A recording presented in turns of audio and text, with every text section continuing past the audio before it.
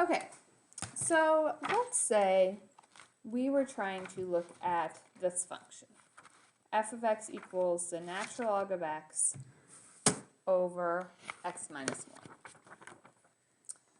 All right, if I wanted to know what was happening when x was near 1, so that's like a limit, can you just plug a 1 into that?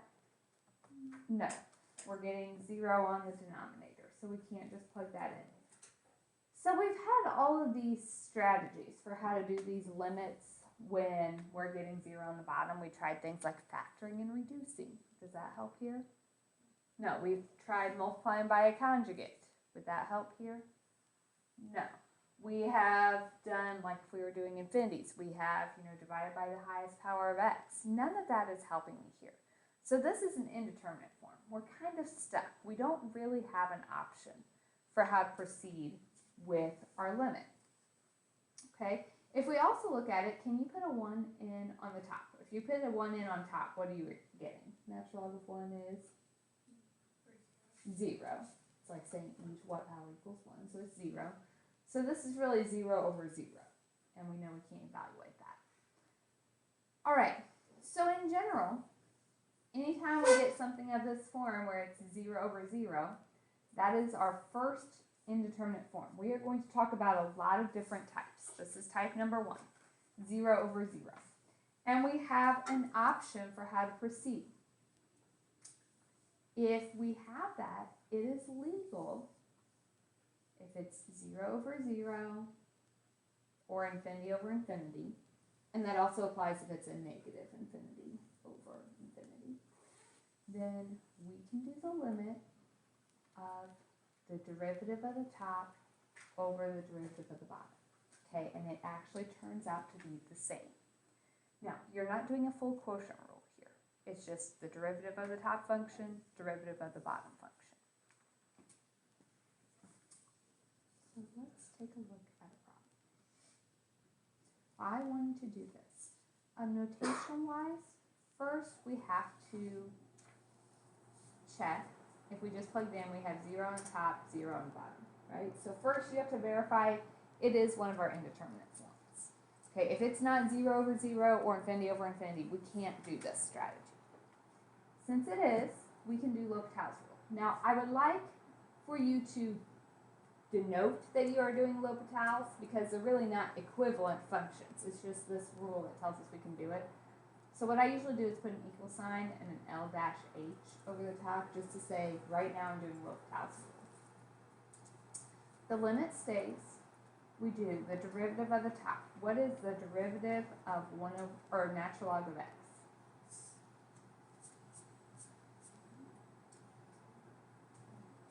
Derivative of the natural log is 1 over the argument.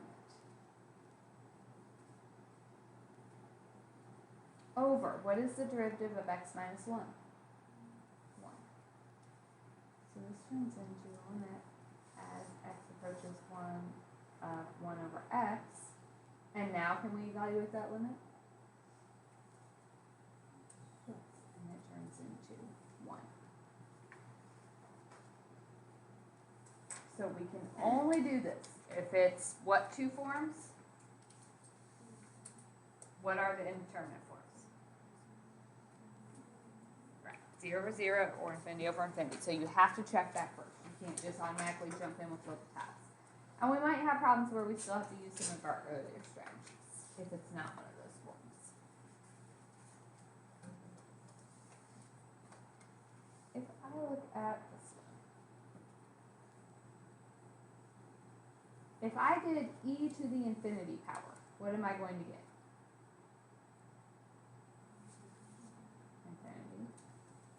Over infinity squared. Infinity. Okay, we've had infinity over infinity problems before, like with our horizontal asymptotes. And we usually just divide it by the highest power of x. Is that an option here? No, because the top is not a polynomial. That worked when we had polynomials. So instead, this is an indeterminate form, so we can do L'Hopital's rule. As x approaches infinity. Okay, what is the derivative of e to the x? over, what is the derivative of x squared? Alright, so if I plug in e to the infinity is just going to be infinity, a really big number, over 2 times infinity is a really big number. Okay, did that help me? No, it's still an indeterminate form. So what do you think we should do? If it's an indeterminate form, we can do it again. Okay, there's nothing that says it can only be done once. So if I did it again,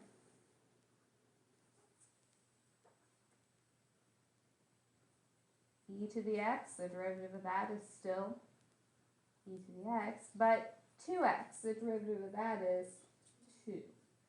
So now we're in good shape. We have infinity divided by 2, which is infinity.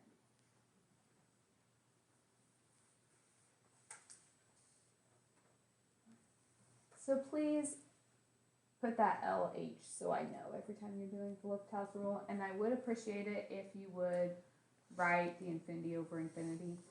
As we go through this section, we're going to come up with a lot of different indeterminate forms, and our strategy is going to be different for each one, so it's good practice to kind of start looking at what type we have.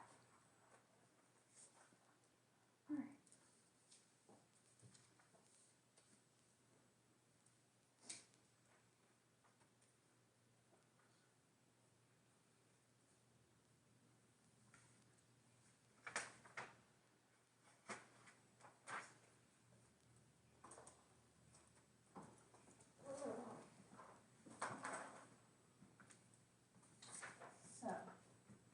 First, you check what type is this? The natural log of infinity. Okay, think about the natural log graph. Okay, it looks like this. So as you go to infinity, this graph is going to infinity. Over the cube root of infinity is infinity. So, infinity over infinity, that's an indeterminate form. So what do? L'Hopital.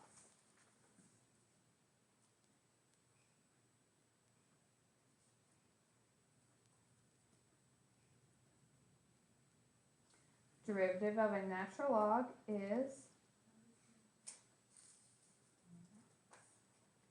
okay, a cube root. That's like x to the 1/3. So that would be 1/3 x to the negative 2/3.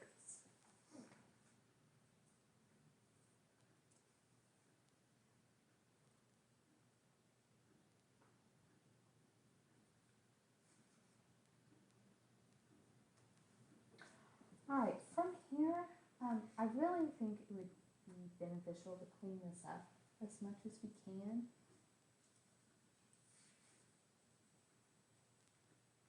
So we have our 1 over x. This would be 1 over 3x to the 2/3. How do you divide by fractions? No. Not conjugate, the reciprocal.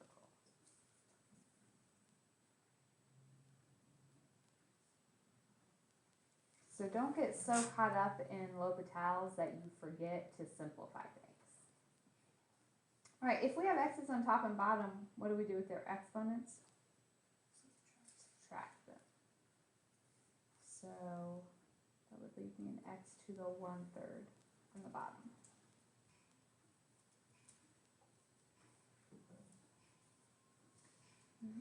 So this turns into 3 over, what's the cube root of infinity? Infinity, which would give me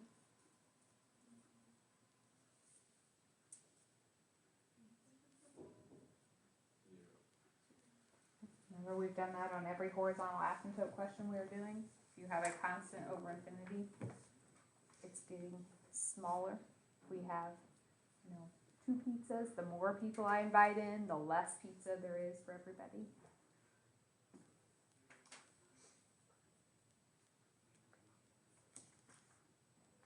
Question Almost there.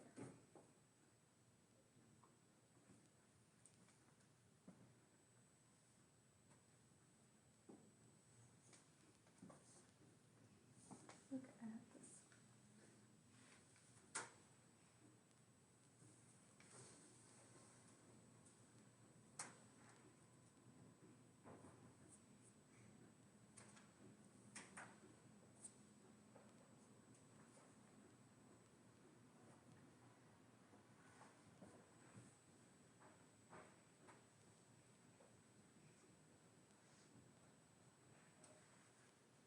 Right, what is the tangent of 0?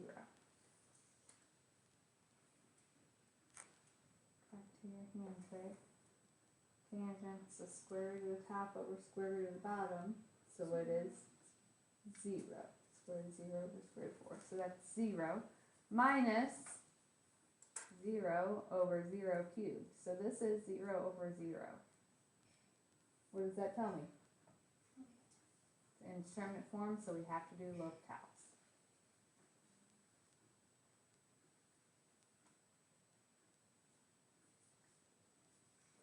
So derivative of tangent is secant squared minus derivative of x is 1 over 3x squared. All right, you have to think now. Secant is the reciprocal of cosine. So cosine of 0 is the square root of 4 over 2, which is 1. So secant would be 1. So secant squared is 1. So on the top we have 1 minus 1, which is 0. On the bottom, 3 times 0 squared is 0. So what does that tell me? Do it again.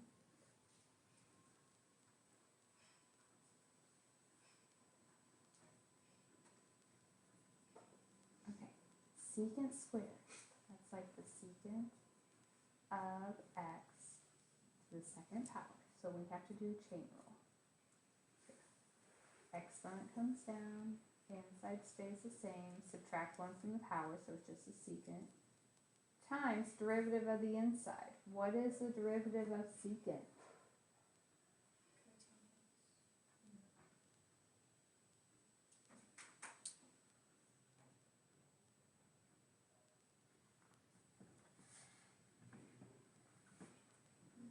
All the codes have negative derivatives. So secant will have a positive. Look it up then. I'll wait. What did you just say? Yep.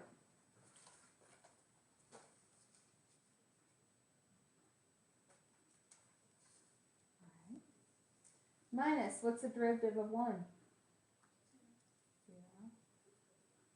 0. Over derivative of the bottom? 6x.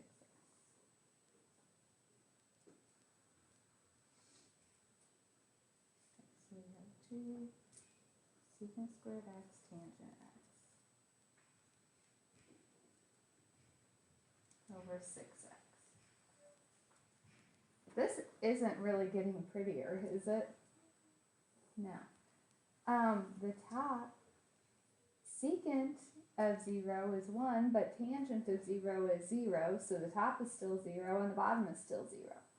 But if I try to do L'Hopital's again, what's going to happen when I have to do the derivative of the top? It's going to be horrible. We're going to have a product rule with a chain rule. We're going to have a ton of trig functions. So we can, but isn't it helpful to use other techniques whenever we can to simplify things? So if we think about this, we know, let's see, the 2 and the 6x, so we could reduce a little bit here. 2 and 6 would be 1/3. If I separate this, I could say that's like a secant squared times, can I just pull my 1/3 out in front? Is that okay? Tangent x over x Okay, because we know with limits, if you have a product, you can do each one separately. Well, the problem is secant squared is going to go to 1, but we have to do the other piece still, right? So, trying to decide, what else could we do? We have secants and tangents. What could we turn them into?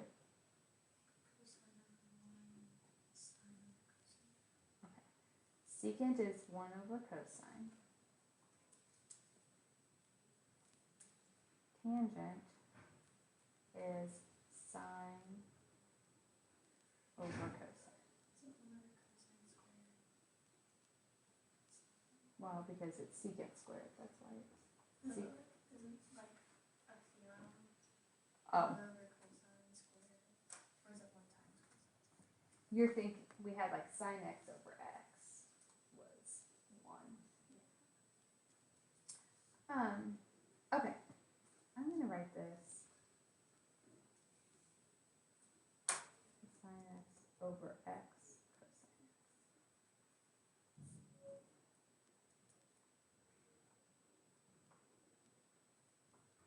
So I can move my cosine over here.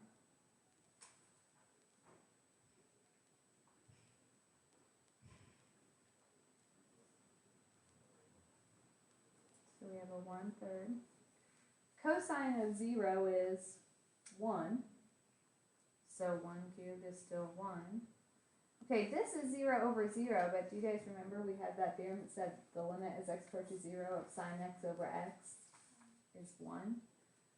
Technically, if you didn't remember that, you could have done L'Hopital's for just that piece.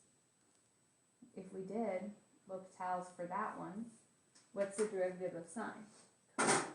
Over the derivative of x, and then you would see cosine of 0 over 1 is 1. So L'Hopital's rule kind of justifies that theorem that we've been using the whole year. Now, that one was pretty long. Was that the shortest approach?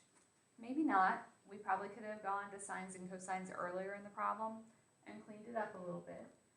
But we can get there eventually. So just know that if you're on a roll and you've done L'Hopital's a couple times, if it's not getting prettier, you need to try something different. Okay, especially when you have trig functions and you're doing chain rule, those derivatives will continue to get nastier. So you don't want to keep going that route if you can avoid it. All right.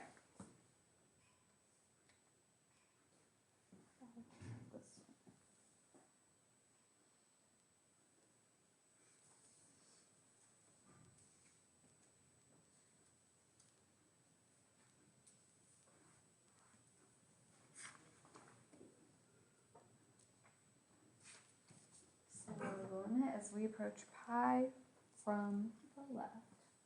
What is the sine of pi? Think about your unit circle. Pi is here. What's this point? So sine is the y, so sine of pi is 0 over 1 minus, what's the cosine of pi?